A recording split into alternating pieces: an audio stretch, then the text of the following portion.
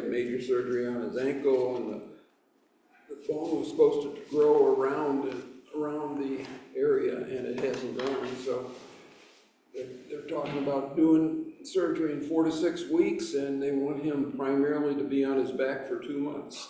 Wow. How's he gonna fly? I don't know. As I said in my note, he is not a happy camper. No, he wouldn't be. All right, well, we'll go ahead and get started. We'll probably end early. When this series was set with the 5 sessions that we've had, plus an introductory one. The introductory session, in the imagination of the author, the whole series was meant, yeah, perfect for Lent, but probably an evening thing, not a Sunday morning thing. They said you can adjust it, no, I did. And, so we started it, and then we did that 4 weeks, and now we're gonna do the last week. The early one was supposed to start with a meal, and the last one was supposed to end with a Eucharist. Well, it will. For some of you, you've already had it. For the rest of you, you will. So it was, wasn't much other stuff to do. So I fleshed it out a little bit. But we'll probably end a little early, which is on this day, probably not such a bad thing. So here's the normal agenda. And the question, or the prompt, of course, is this promise. Will you strive for justice and peace among all people and respect the dignity of every human being? So, here's our opening prayer. O God, with what shall we come before you and bow ourselves before you on high? Shall we come before you with burnt offerings, with calves a year old? Will you be pleased with thousands of rams, with 10,000 rivers of oil? Shall we get the firstborns for our transgressions, the fruit of our bodies for the sins of our souls?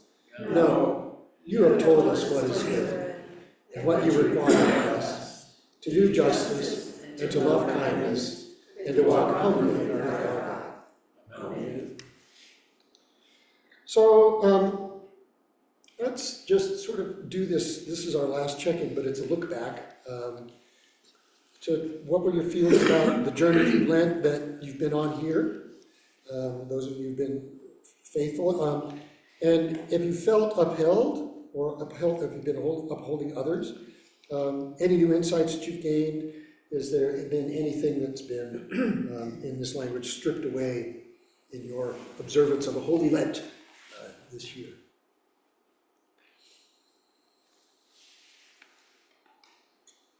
It's been very meaningful to me.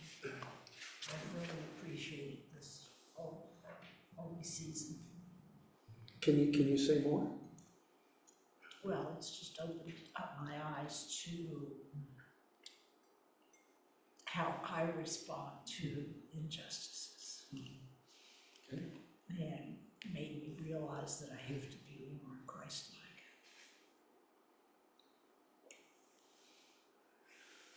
Does that mean angrier or kinder? And she laughed. Yes. Good answer. You can say yes to both of those and still be correct. Yeah. What attracted me to this series, I'll tell you a little story, I won't take very long, but about 20 years ago I was doing the Faith Alive weekend, and on the very first part of the Faith Alive weekend, our leader handed out these 5 questions on a sheet of paper. And he said, if anybody, when we have our altar call or ask people if they want to be prayed for on Sunday, if anybody comes up to you and says, I'd like to give my life to Christ, use this and tell them what the response is. And it's a way of that you can offer Christ up to them.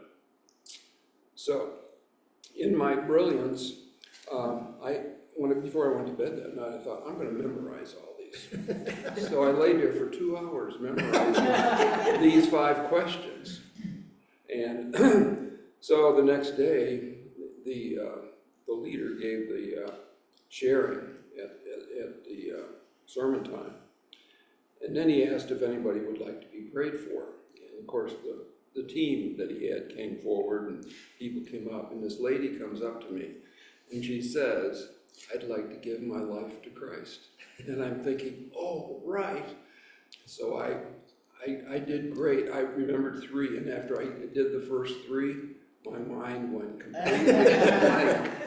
And I got through it, but it really taught me, and that's the reason I brought the prayer book every time, because I mean, if anybody ever does that, just whip out your prayer book and share with them. But I thought it was a neat way to react to people that give their life to Christ, these 5 statements.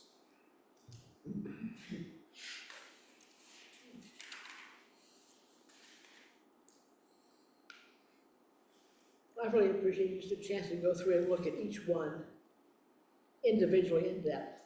Because so often you go through them and it's just a list. And you go through the list and you say, I will. Yeah. And the next, without ever looking specifically at each statement in depth, and I've enjoyed that. That it's been a very worthwhile process for. I agree.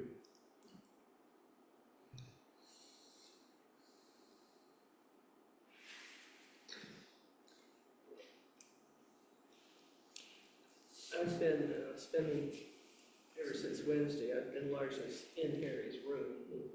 He doesn't understand what the doctors actually tell him. I have to interpret it later. That's a guy thing. Anyway, but the 2 of us have been, in that room, and the nurses have their rounds, but just about every nurse that has come in has said, it's really nice to come in here. Because, we're not focused on ourselves. We're focused on them when they come in, and we're kind to them, and we want to know what's going on, and, that kind of thing. And everywhere else, people are scared, probably, but are, wanting the nurse to do this or do it better. And so we often probably totally ruin the rounds because they seem to stay. But part of that is, just recognizing them as fully human, no matter what they're doing and or what level of service their color of their uniform says. And many are from other places in the world. Do you think more appreciation, Mary? I mean, is that what the drift that you get, that you reflect more appreciation than others? Well, sometimes, they come in and they ask about our lives, and we're kind of a colony team, so. I mean, we had the OR people just in stitches. Come back for more. Makes a difference. But I think part of it is being old enough to know what your place really is in the world. Well, and I have a sense that they perhaps felt seen, Yeah. as opposed to, here comes the robot to change my this or bring me that, Or to be yelled at. Yeah. I don't know, it's been an interesting experience. Yeah, I think this week where it says, "Will you strive for justice and peace among all people and respect the dignity of every human being?" I grew up in the North. I grew up in a very conservative family, and I always remember my father, when he referred to black people, he used the N-word. And it was just something that he did. And then as we got older, and when my parents were in their last house, there were 2 women across the street from them that were living together, and they became like caretakers to my parents. And so, I mean, as I experienced that, and myself experiencing with black people in Scottsdale, where I went to high school, and I was really close friends with a couple black guys, and that was about what we had at our school. But I mean, those experiences really changed, you know, when we talk about LGBT and that type of thing. I probably was very conservative in my youth just because of the experience of growing up in the family I did. And I think, you know, I probably have switched 100% on all those issues as I've lived life.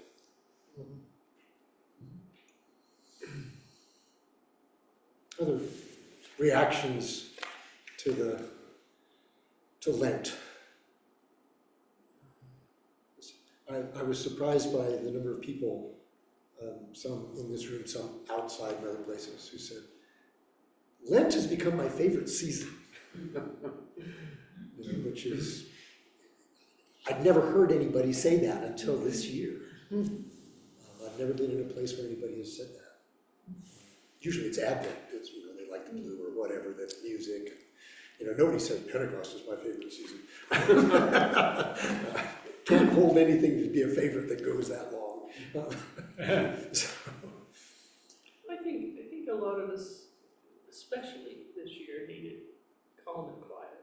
Yeah. And get our heads straight and be part of the world. Jim, just to elaborate on what you went through, you know, I had a brother, Robert, who was Indian and also African American and Puerto Rican.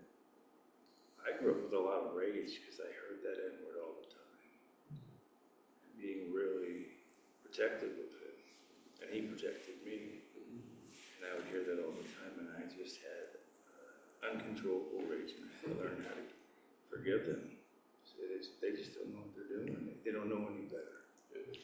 Is he younger brother? Yeah, I know he's my older brother. So I grew up with that. My whole family did. And it wasn't just from other kids; it was from other families, and we just had to live with that. And my parents were just all love. So eventually, I got through the rage and just started to forgive them, and I would talk to them and tell them, you know, there's a better way. But there were times where. It was really fascinating because on one of my trips to see baseball stadiums, I was in New York City, and we had hosted a person for Cursillo at our house, and he said, when you come to New York, come to my church. So I went to his church in Brooklyn when I drove into New York City, and I had my car. And he put me up at the rectory, and then we went to church on Sunday. And I was the only white person there. And about halfway through the service, he says, I have a good friend here from Colorado. And at the end of the service, you all come forward because he's going to pray for you. And I'm going, oh, I didn't know I was going to do that. Yeah. But it was quite an experience. It's just different. The church was in the middle of the block, but people came, and they came for 3 to 5 hours because it was their social time to visit with their family. It was the only time they got together, and so it was a big deal for them. so you remember that those of you who were here on this week, that first week, there was the video of Michael Curry at the Festival of Evangelism. And we're going to rewatch that video. It's 4.5 minutes. And what I want you to sort of think about this time is, does it strike you different for those of you who saw it, or differently now that we've gone through these 5 weeks of looking at each promise in depth? Are you hearing it differently? Are you seeing it differently? And that's what we'll return to after the video is over.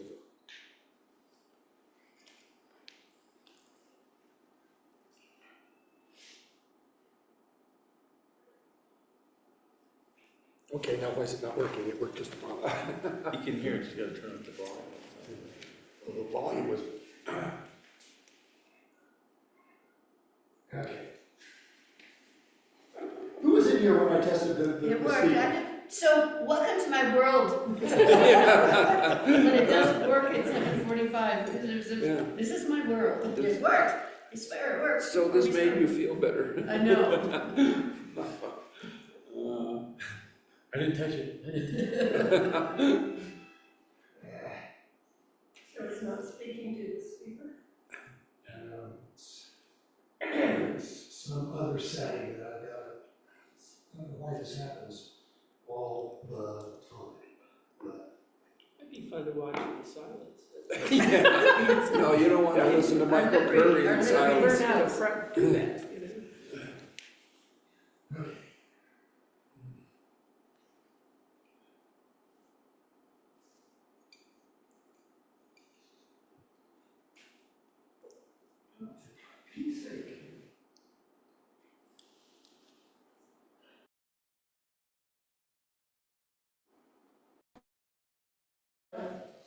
Yeah, You could probably watch him and probably get a little bit of the point. yeah. He's very expressive. What do you think?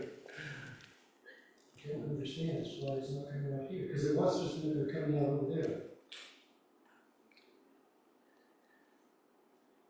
I'll talk amongst yourselves, I'll get it going. Get the church Wi-Fi, is it good, the church Wi-Fi? No, this isn't the Wi-Fi issue. Okay. We hear the picture, but you're not getting the sound here. I've listened to him a couple times, and he's the only person I think I've There we go. I had to do something. There is something about this message of Jesus that is compelling, that is urgent, that is ultimate, and that really matters. Evangelism matters because none of us would be here if somebody hadn't evangelized. Think about it. This beloved Episcopal Church of ours would not be here if somebody hadn't evangelized. Now, I'm not saying it was always good and perfect, because it wasn't, right? I mean, the church has made its mistakes. We call that church history. Go back to the New Testament. Jesus called folk to follow him. That's evangelism. He really did. He invited folk to follow him, to learn from him, to listen to his teachings, and to allow his life to become their lives and their lives to change the world. This evangelism matters. It matters because evangelism is not about building a bigger church. It is about building a better world.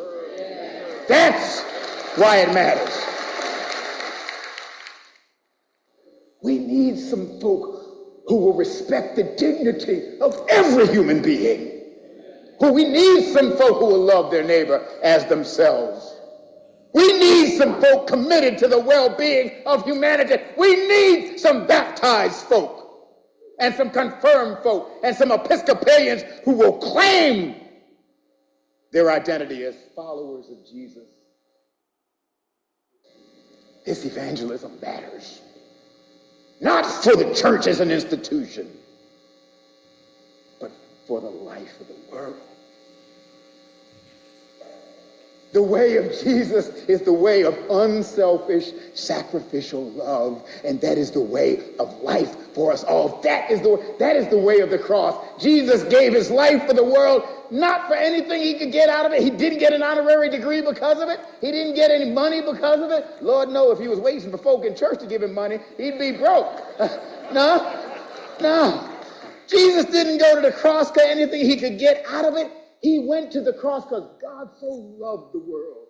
Love is sacrificial, unselfish, and it is that way of love that can change and save our world. And that way will set us free. If you don't believe me, John chapter 8. If you continue in my word, in my teaching, this is Jesus talking, not me. If you disagree with him, take it up with him. Right? He says, John 8, if you continue in my word, you are truly my disciples, and you will know the truth, and the truth will set you free. What's the old song say? I sing because I'm happy. I sing because I'm free. Oh, his eye is on the sparrow, and I know he watches me. No, the way of love will liberate us, set us free, emancipate us for life. He said in John 10, I have come that you might have life and have it abundantly.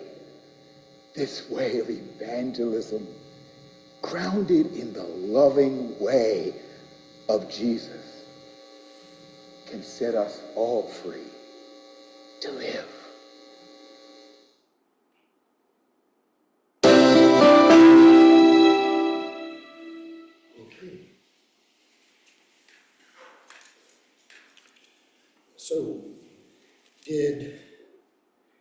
over the course of our time together, did this change? Did things change for the idea of evangelism change for you over these last few weeks?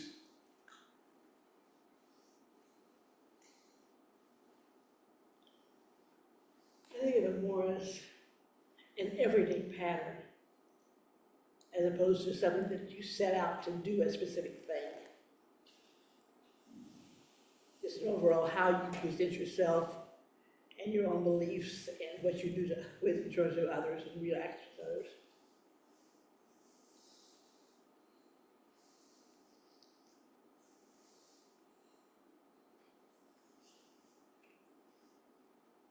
Well, the idea that we discussed the first time was, we don't want to be the Bible thumper on the corner yelling, salvation is the only way,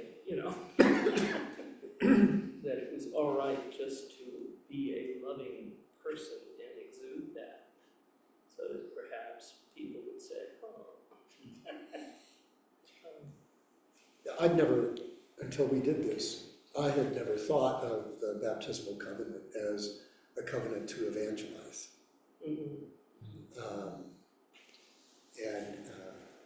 In that, I mean, it was clearly a covenant to act in all sorts of different ways, whether it's coming to church or it's, respecting the dignity of every person or all of those. I mean, so it wasn't like the various promises had no power, but I hadn't thought about it in the context of, by doing this you are evangelizing. And I think probably if you do it well, then you're evangelizing well. And publicly. I think that's the other thing, is that it's a public, the following is a public thing.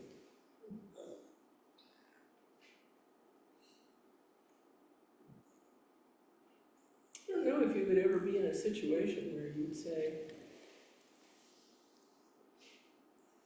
something like, I am living out my respect for you that I promised in my baptism. I think that would kind of shock people to thinking, you promised that? What baptism were you doing?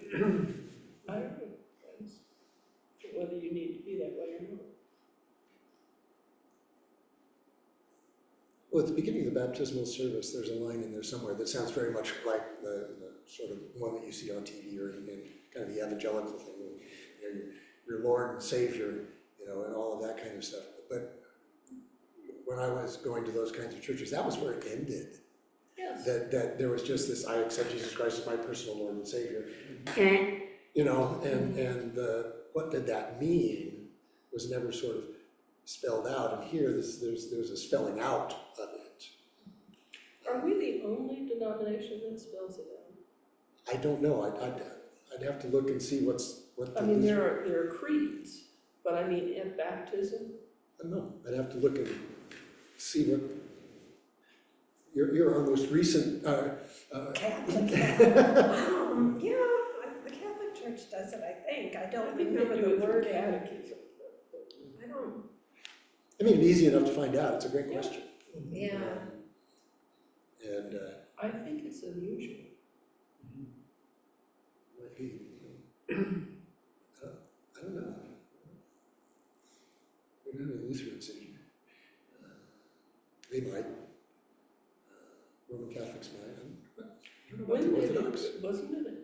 Pardon? When did it come into the prayer book? 79. Yeah, I think it was It is 79. the And of course, It wasn't before, right? yeah, and to think about that, I mean, the 79 prayer book, of course, really made it almost necessary that baptism be public, that private baptisms were mostly to be frowned upon. I've done a couple anyway. Pardon? I've done a couple anyway. Yeah. Right after I got here, one of the retired bishops, not ours, was asked to do a private one for some family member or some friend, and I said, I won't watch. I think they did it in the chapel. But yeah, so there is that public thing about it. And, and it's... And the idea to have the whole congregation promise to raise this person. Right. You can't do it alone. Right. This isn't just Good Shepherd, it's a problem many churches face is how do you define a member, and it's, well, they fill out a blue card and they pledge or something like that, but it doesn't mean that they've been confirmed or they've even gone through, they've been received or anything. It's just kind of you're here. And so when I'm talking with folks who've gone through Episcopal 101, there are some, you can go through Episcopal 101 and you can be a Lutheran and you can say, that's fine, I've gone through it, now I understand. No, I don't need to go and stand in front of the bishop and be received. Or, they don't need to, because they're already a full member of the church and, all of those kinds of things. So there's this kind of dilemma about all of that. But yet, there are those who say, yeah, I want to make this public statement, whether it's coming in from the outside or reaffirming something that had happened so long ago that you don't remember anything about it, and then all of a sudden this brings it back up. So it's that public thing. I'm sort of... I think it was you that was on the vestry, and we realized you hadn't completed all the processes or something, I don't know. Maybe, I don't recall. Oh, he's on the vestry, we better fix this. I think it was being received. That meant a lot to me. Pardon? Being received meant a lot to me. And of course, it got delayed because of circumstances, but I know when I was going to be received, I went to the Catholic Church and said, I'm no longer a member here. I was really excited to do that. And then she said, where are you going to church? And I proudly told her. And she just kind of went, oh, you're going to hell. But yeah, I was really excited. And it meant a lot to me. Yeah, when, I just lost his name. It was on the vestry, just went off. It was on stewardship committee. Anyway, he was received. He was the only person from here who went down. We had it was right after COVID, and we had the confirmation outside, partly because the cathedral was doing what it was doing. And so we were outside, and he was the only one from here who went down that day. Huh? No, it wasn't the cook. It was. Doesn't matter. Anyway, and so we drove together because it was just the two of us. And so when we were driving back, he said, I was surprised how meaningful that was. He was happy to do it, but he was very surprised about how meaningful it was. Yeah, and I think, your point about the congregation sort of stepping in and saying, will you do all? Emphasize that communal thing. I always preach on the we will when I do weddings. Mm-hmm. You just made a vow. Yeah. As binding as theirs. You said we will in front of God, just like they're dating. So that doesn't mean that you insert yourself into their lives all the time. You support them, yeah, so interesting. Other comments on seeing most of the video, hearing him on evangelism and in general. Did any of this sort of... A couple weeks ago, not many people know about this, I had a rather traumatic event happen to me in the Episcopal Church. And I had probably two hours of sleep that night after it all happened. And the next morning, I submitted my resignation to the High Plains Executive Committee and also to the Cathedral Ridge Board of Directors. And for about 24 to 48 hours, I really felt pretty alone. And I think this course and what comes out of it kind of helped me. But then the phone started ringing and a lot of people in the diocese started calling me. And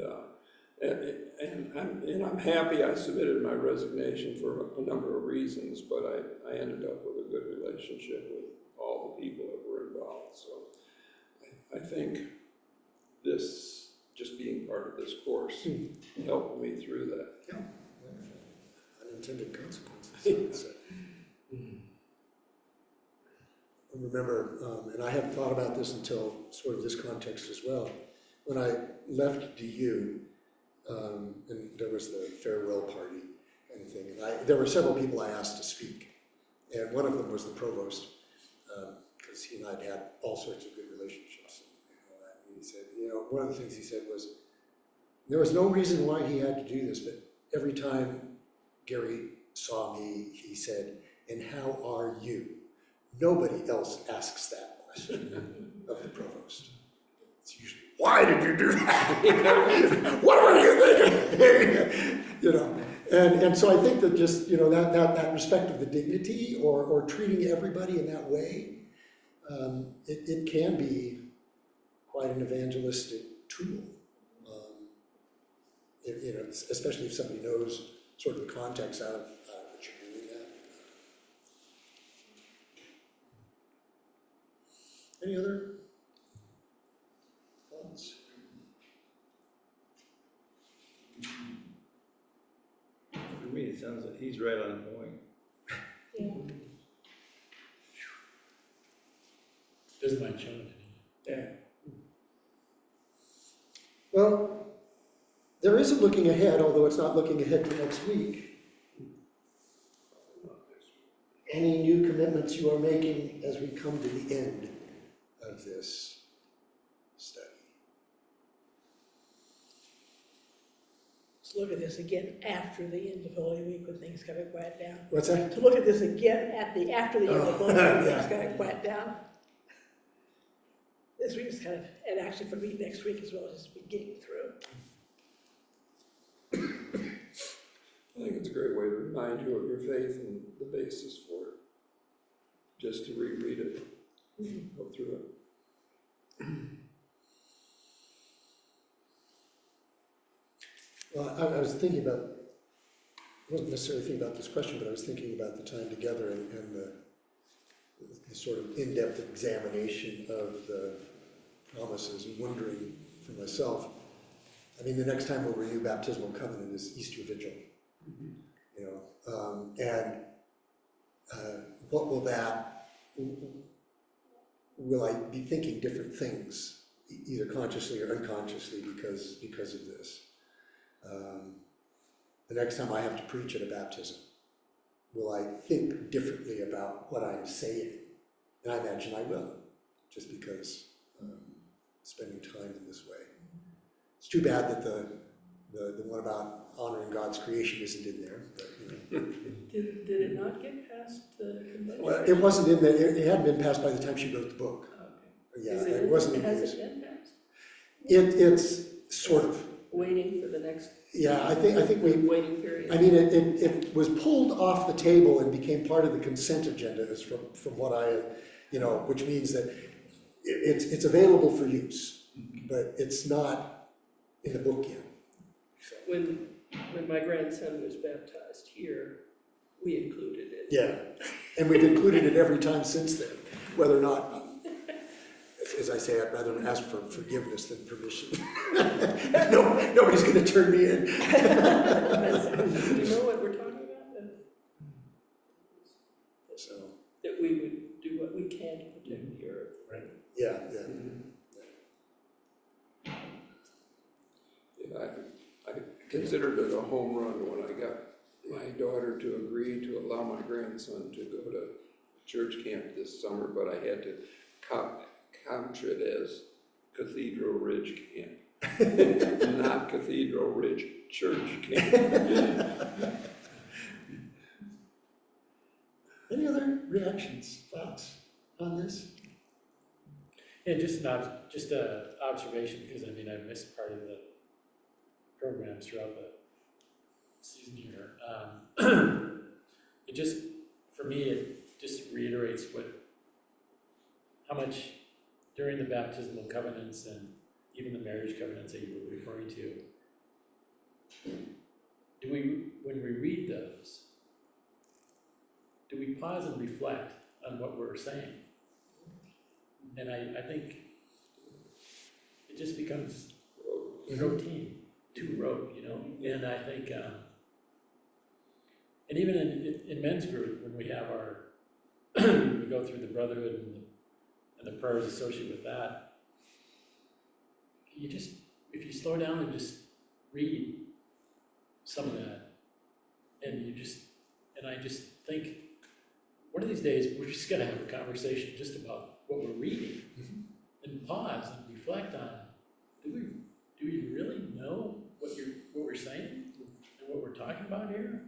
And then what do we do about that? And what's that commitment mean? And how do we play it out, you know? This just reinforces that thought, and what are we doing next to really think about what we're saying? It's funny you say that, because about 10 years ago, it used to read, we will work for spiritual development of all men and boys, is what it used to be. Right. And then they changed that boys word to youth, to include all youth. And not a lot of people. But like you say, we say it, but do we really stop and think about it? Well, the other thing you reminded me is, this is several weeks ago, maybe a couple months ago, it had nothing to do with this. I went through all of the places where I'd made vows and wrote down what all those vows were. And so ordination vows, baptismal covenant, marriage vows, and I spent a little while sort of, am I faithful to all of these vows that I've taken? Because again, unless you go to a wedding, you never repeat the marriage vows. It's not like, let's renew our marital covenant. We don't do that. Some of us do. I did several times. Okay, but it's not a regular thing like doing when you renew your baptismal covenant, like we do here 5 times a year at least. We do renew our ordination vows once a year, but that's kind of a sweeping thing, it's not like you really sit. yeah, and it's just now. Sometimes it's kind of a shock to me. And now we do it at clergy conference, which means that the only people who hear us are the other clergy, rather than the congregation, which is how it used to be when, in those prison masses.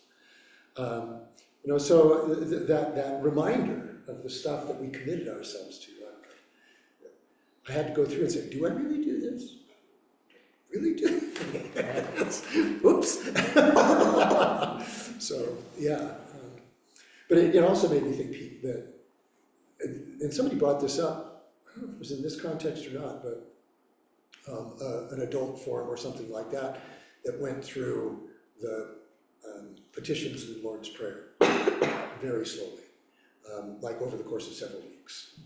That would be a similar kind of thing to sort of sit, because talk about rote, you go some places, if you're on a retreat or something like that, you say it 4 or 5 times a day. Well, yeah, give us this day our daily, well, I just asked for that 3 hours ago. So maybe I'm thinking maybe, we should do an adult forum on that. When Harry and I were getting married, he said we would do it in the Episcopal Church, and I had been a congregational person, and went to Peace Corps and pretty much forgot about God, so there I was.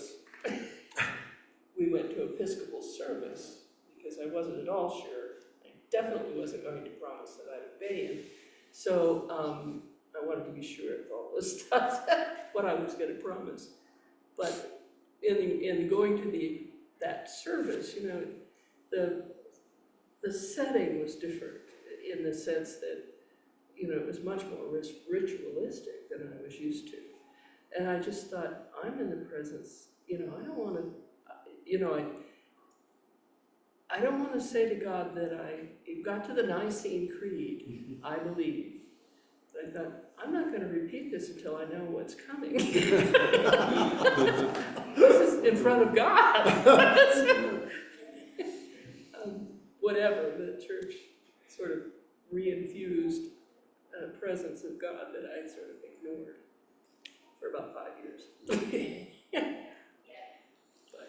So when you're talking about just saying it by rote, it doesn't happen all the time. There's times when you just are caught up short. I didn't repeat the creed, I just kept my mouth shut for fear they were gonna say something I couldn't say. Well, Bev grew up in a Presbyterian church, and the Presbyterian church is much more, you sit back and listen. Right. And Bev really liked the Episcopal Church because it was much more participation in the words and the sharings and so forth, and she really liked that. Talking about the creed, we're getting off here. I had a professor in seminary. He was a United Church of Christ professor, pastor, and he said, you know, the Apostles' Creed is I believe. Yeah. That's your baptismal creed. He said, and the Nicene Creed is we believe. It's the faith of the church. And he says, but that's the faith that the church holds. It doesn't mean that that's the faith that every individual in the church holds, but it's the faith that the church holds. He said, and I've done this several times in congregations, is, you know, people are standing for the creed, and when you get to something that you don't agree with, you sit down, and then you stand back up. And he said it was like this, you know. But he said there was never a time that somebody wasn't standing. So therefore, it was the faith of the church. It was the creed of the church, not the creed of the individuals. I've never had the guts to do that. But we're right here. It's the 1700th anniversary of the Nicene Creed. Maybe I should do that. That'd be another one, would be a good faith forum. Basis, yeah. Yeah, we talked, I can just expand on that again. Yeah. We have everybody blindfold themselves so that nobody will know who's Right. Yeah, that's right. Go to the heritage. Yeah, everybody blindfold yourself. I'm just gonna watch the a little bit later. Put your head down on the desk. Don't